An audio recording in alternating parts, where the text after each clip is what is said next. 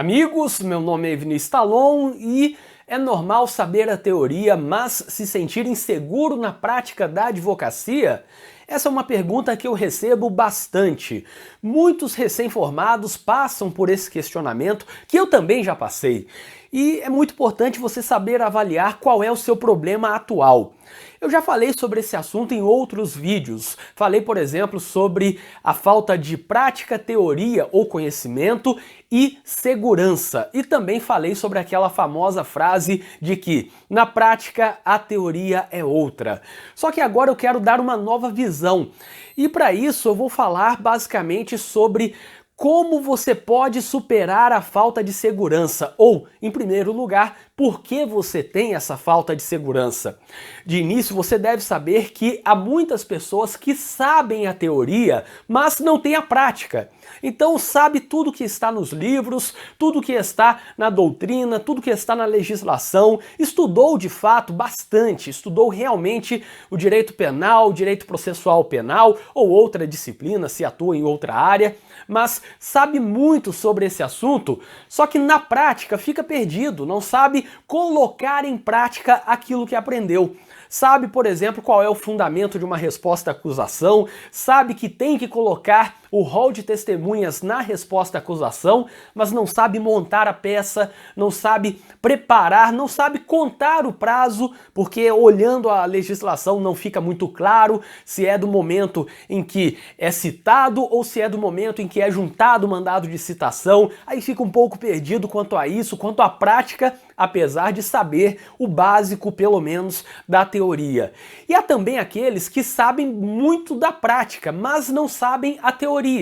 A gente sabe que muitos advogados também, e aqui não é nenhuma forma de ofender ninguém, enfim, é uma constatação. Temos pessoas que sabem mais a prática do que a teoria, e outros que sabem mais a teoria do que a prática. E aqueles que sabem mais a prática do que a teoria vão saber se comportar na delegacia, no presídio, vão se sentir tranquilos ali. Mas no momento de elaborar uma peça, por exemplo, vai faltar um pouco de fundamentação. Vão colocar coisas mais genéricas, não vão ter aquele conhecimento aprofundado da doutrina, não vão saber exatamente qual é o entendimento da jurisprudência, e isso pode afastar também aquela pretendida segurança que devemos ter na nossa atuação. Logo, se você sabe a teoria, mas não tem a prática, você vai se sentir inseguro. Se você tem a prática, mas não tem a teoria, também vai se sentir inseguro. Você vai ficar com medo de julgamentos. O que vão dizer dessa peça que eu estou elaborando? É normal até que você pense que nunca está bom o suficiente e só entregue a peça porque está de fato vencendo o tempo, está terminando o prazo. Daí você vai para o desespero e entrega a peça daquele jeito mesmo, mas no seu íntimo você fica pensando: essa peça não está do jeito que eu queria, eu tinha que ter estudado mais, eu infelizmente não estudei isso na faculdade, não me preparei, não li livros sobre esse assunto, e então você fica, a partir dali, inseguro. E também temos aquelas pessoas que sabem muito da teoria e da prática. Sabem a teoria, estudaram bastante, sabem a prática, mas não tiveram repetição. E isso é o diferencial deste vídeo, coisa que eu não falei em outros vídeos. A falta de repetição vai fazer com que se sinta a cada momento estranho, em um local diferente, um local em que nunca esteve antes. Em cada novo ato você se sentirá mal, você se sentirá incomodado, é fora da sua zona de conforto. A sua zona de conforto é até onde você já fez, e aquilo que você ainda não fez, ou aquilo que você fez muito pouco, é a sua zona de desconforto. Então, a gente pode pensar aqui em muitas coisas, mas dá para fazer uma relação, por exemplo, com aquela pessoa que aprende um novo idioma. Você estuda espanhol, inglês, italiano, francês, alemão, enfim, aprende um novo idioma. Faz anos de aulas, aí durante essas aulas você aprende a gramática, aprende a falar, aprende a ouvir, e depois você faz uma viagem. Ou até conversando com alguém pelas redes sociais, conversando, enfim, por videoconferência, e você se sente mal, você não tem segurança para falar com aquela pessoa. Uma coisa é aquilo tudo que você aprendeu fazendo um curso de idiomas, estudando, lendo, treinando sozinho, ou com seu professor. Outra coisa é quando você vai treinar falando com alguém que sempre falou aquele idioma, um nativo. Você não vai conseguir ter aquela naturalidade, você vai perceber isso, você vai perceber a falta de naturalidade, você vai falar português e vai sair tranquilamente. E na hora de falar com alguém em outro idioma, você não conseguirá colocar as frases, montar as frases corretamente, você não vai entender alguma coisa que foi dito porque você não conhece aquela gíria, e também estudando você nunca vai pegar todas as situações possíveis, e isso também se aplica à advocacia, é óbvio. Na advocacia é a mesma coisa. Por mais que você estude, por mais que você aprenda sobre a prática, não vai conseguir ver todas as situações possíveis.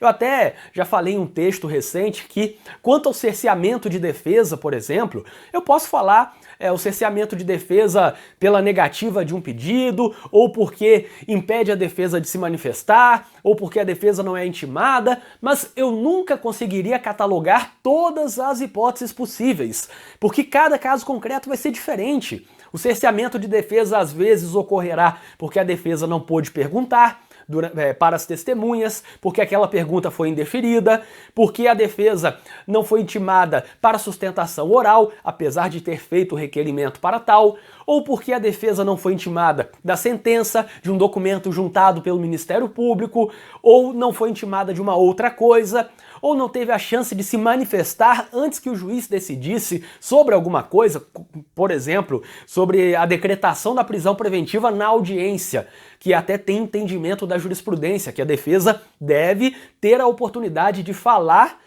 antes que o juiz decida se o pedido de prisão preventiva ocorre na audiência. Então eu citei aqui apenas alguns casos que eu fui lembrando agora. E você provavelmente está se lembrando de outros casos de cerceamento de defesa. Ou seja, por mais que você estude, você não vai conseguir catalogar tudo, você não vai conseguir abranger tudo que existe, tudo que pode acontecer em um caso real, em um caso concreto, quando tem uma pessoa envolvida ali. E aquela pessoa envolvida vai te gerar uma preocupação, a pessoa que você está defendendo vai te gerar uma preocupação tão grande que você vai conseguir ver coisas que outras pessoas de fora não estão vendo.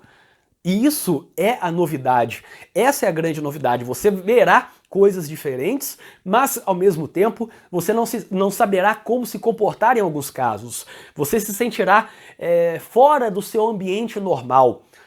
É essa falta de repetição que vai te tornar, que vai te deixar inseguro no início, mesmo que você tenha boas noções de prática e de teoria. Se você não tem noções de prática e de teoria, vá atrás disso. Aí vá atrás de ler alguns livros, de aprender vendo audiências com outras pessoas, de ser associado de um escritório para você adquirir a prática e a teoria. Agora, mesmo tendo a prática e a teoria, vai faltar coisa para você. Você não terá repetição. Tudo será novidade. Isso eu posso até dar aqui alguns exemplos para vocês. Por exemplo, no meu caso, quando eu fui aprovado no concurso da Defensoria, eu já falei para vocês que eu não advoguei antes disso. Eu saí da faculdade direto para o cargo de defensor público, sem um intervalo na advocacia. E eu estava extremamente preparado do ponto de vista doutrinário, sabia muito, tinha lido muito a jurisprudência, tinha lido tudo que era cobrado no concurso. Eu sabia a prática relacionada a isso também. Sabia a prática que eu tive nos estágios, na conciliação, só que na hora de me intimar, eu já não sabia o que fazer. Na primeira vez que eu vi uma carga de processos, eu quis correr, porque eu não sabia o que fazer. Ah, tem que se intimar. Tá bom, aí eu estava querendo que todo mundo saísse de perto para eu pesquisar em algum lugar o que é se intimar. Ou pelo menos como que o defensor se intima, assinando atrás ali e tal, ou se tem que escrever estou intimado. Eu não sabia nada disso. Tudo era novidade para mim. E uma semana depois eu já sabia exatamente o que tinha que fazer, já pegava, assinava, entregava e acabou numa grande facilidade. E a gente começa a se lembrar de outras coisas. Eu até peço que você, se já tem um pouco mais de experiência, faça esse exercício também. Compare o que você faz hoje de atendimento ao seu cliente, aos seus clientes, primeiro atendimento para passar valor e tal, com o primeiro atendimento que você fez na vida. Provavelmente no primeiro atendimento, na primeira vez que você foi atender um cliente para passar o valor, pegar a procuração, você ficou completamente perdido. Você não sabia se já entrega a procuração ali, fala para ele voltar no outro dia, cadê a caneta? Onde está a caneta? Eu nunca tive que usar a caneta, e agora onde está a caneta aqui? Porque você ainda não usou a caneta para nada, para fazer peça nenhuma, para assinar nada, e agora você nem sabe onde está a caneta. E aí eu faço contrato, não faço contrato, mas eu tenho que elaborar um contrato, eu não tinha pensado nisso ainda. E tudo aquilo é novidade. Aí você não sabe se diz para o cliente voltar no dia seguinte, se fala para ele esperar ali, se pede para ele tirar a cópia dos documentos e te trazer, ou se você pega os documentos, tira a cópia e devolve a ele. Você não sabe nada. E depois você vai pegando aquela naturalidade, aquela familiaridade com a situação e você atende com grande tranquilidade. A primeira peça que você fez também é a mesma coisa. Você não tinha ainda terminado uma peça, você ainda não entregou uma peça lá no protocolo. Quando eu fiz isso pela primeira vez, sinceramente eu demorei uns 15 minutos para entregar uma peça, porque toda hora eu ia entregar, pegava de volta, será que eu assinei? Ah, vou entregar agora. Peraí, será que eu botei ali certo o endereçamento? Aí vou entregar agora. Opa, deixa eu olhar aqui, eu acho que eu não botei um fundamento. Tá faltando um pedido. Ah não, tá aqui. Aí entreguei, quando eu tava saindo, já voltei um pouco. Peraí, posso só dar uma olhada rapidinho? Eu sei que o pessoal que estava no protocolo na primeira vez que eu entreguei uma peça, depois que eu fui embora, devem ter rido horrores. Um absurdo, porque eu voltava, deixa eu conferir, mas agora eu tenho que ver, será que a folha é branca e a tinta é preta mesmo? Será que eu não botei tudo vermelho com folha azul? Sei lá, você começa a pensar umas coisas, porque é a primeira vez que você faz aquilo. Então a falta de repetição, por mais que você tenha teoria e prática, vai fazer com que você se sinta seguro. É normal? Essa é a pergunta. É sim normal. É normal que você se sinta inseguro se você ainda não teve repetição naquilo. E você vai se sentir seguro na primeira vez, um horror, vai ser absurdo. Na segunda vez, na terceira, aí na quarta em diante, aí já vai começar a se sentir mais tranquilo. A primeira vez numa audiência, você, enquanto estudante, foi lá fazer várias audiências, vendo os advogados e tal. Na primeira vez que você vai fazer audiência, você chega, fica na porta, eu vou esperar todo mundo sentar para ver onde está vago para eu me sentar. Porque você nem se lembra qual é o seu lugar naquela sala de audiências. Ou você se senta, mas aí fica, será que vão pedir para que eu mude de lugar? Será que aqui é diferente? Será que... Aí começa a pensar, será? Onde está o processo? Aí já não sabe se o processo está ali, se está com o juiz, se está lá com o cartório, se está na mesa do estagiário. Você fica completamente perdido. Aí na primeira hora que você vai perguntar, você já não sabe perguntar também. Então essas dificuldades são inerentes à falta de repetição, a falta de treino, depois que você vai treinando, você vai tornando aquilo um hábito. É a primeira vez que você apresenta alegações finais orais, por exemplo. Aí você começa, uma coisa que ninguém treina na faculdade. Você não sabe se faz um relatório, se não faz, se você coloca como se estivesse lendo uma peça, excelentíssimo senhor doutor juiz de direito, número do processo tal, e não é assim. Mas se você olhar alguém fazendo as alegações pela primeira vez e a pessoa fizer isso, não dê risada, porque depois vai melhorar. Depois a pessoa vai se lembrar de tudo aquilo que fez e vai pensar, não acredito que eu fiz aquela besteira. Mas agora já criou o hábito. Então, a minha dica é a seguinte, busque essa repetição, busque essa familiaridade na prática. Por mais que você tenha um bom conhecimento da teoria, por mais que você entenda a prática, você vai precisar de repetição. Então a primeira coisa é que você não pode ficar nervoso com isso. Tem que dar tempo ao tempo. Se você tem, por exemplo, um novo cliente por semana, por quinzena, então você vai demorar determinado tempo para conseguir essa repetição. Se você tem 3, 4, 5 clientes por semana, faz 2, 3, 4 audiências por semana, você vai pegar essa repetição muito mais rápido. É provável que ao final do primeiro mês você já tenha visto todas as situações possíveis. A primeira audiência, aí já fez várias audiências depois, a primeira entrega de uma peça, já preparou várias peças, assinou, etc. Já está acostumado a andar pelo fórum, fazer carga. Até isso, até quando vai fazer a primeira carga na vida, você não está acostumado. Você não sabe o que fazer, será que eu entrego a OAB, eles vão ficar com ela, e agora? Fica totalmente perdido. Então busque essa repetição o mais rápido possível e você pode fazer isso por você ou por outras pessoas. Por você é, por exemplo, você fazer mais audiências, e aí nem sempre vai depender de você, porque precisa ter clientes para isso, ou você pode pedir a colegas para fazer audiências com eles. Aí você vai ganhando a experiência de estar numa sala de audiência com outros advogados. Além disso, você pode buscar essa repetição vendo audiências de outros advogados, mesmo que você não participe, veja como eles entram, veja a naturalidade, onde se sentam, o que fazem em seguida, botam a bolsa do lado, até isso, a gente, quando não tem a repetição, até isso é difícil. Como eles fazem? Entram na sala de audiência, senta aqui, bota a bolsa aqui, ou bota a bolsa no chão, bota alguma coisa em cima ali, uma agenda, o que eles fazem? Você vai observar e vai ganhar essa repetição também. Veja documentários também, veja vídeos no YouTube, tem vários vídeos, o Hércio Quaresma mesmo, ele deixa vários vídeos no canal dele do YouTube sobre sustentação oral e júri.